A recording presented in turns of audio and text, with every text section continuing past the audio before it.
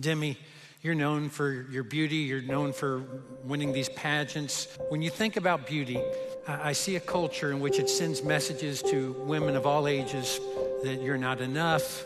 And I'd love for you just to talk to us for a few minutes about what true beauty is and how you see that.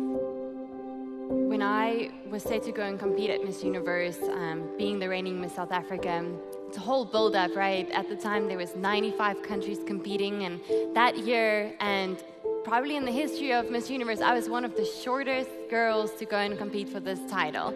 And now if you think of models and beauty queens, they're usually tall, and people started placing me in this box, saying, oh, she won't win because she's too short, started defining me in certain ways. And it's hard for that not to get to you, right? In the same way that I know so many young girls watch Instagram or watch social media and puts themselves in boxes, that is the way social media defines us to look or act like. But you know what? As a Christian, I've had to go back and define self-love, self-worth, self-image to myself.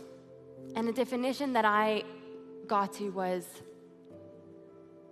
as a Christian, I need to have confidence in who God says I am. Not self-confidence, but God confidence. And you know, Psalm 139 says that we are fearfully and wonderfully made, knit together in our mother's womb. And I love that word knit because it takes me back to remembering how my grandmother used to knit me little jerseys. We call them jerseys. What do you guys call them? Sweaters. Sweaters. And she would make the most beautiful... Countercultural. She would make the most beautiful patterns. And one time she made me like a little panda bear.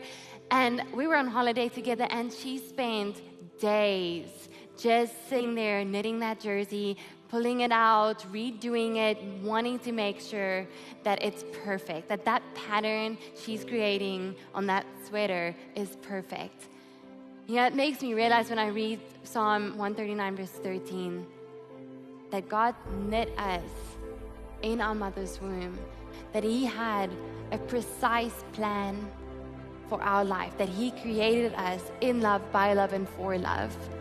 And if that does not make you feel worthy, I don't think any amount of makeup, any amount of clothes, any amount of shoes, any amount of bags will ever make you feel worthy.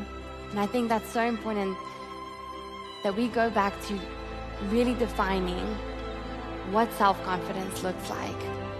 That we need to remove the word self and replace it with God and make it God confidence.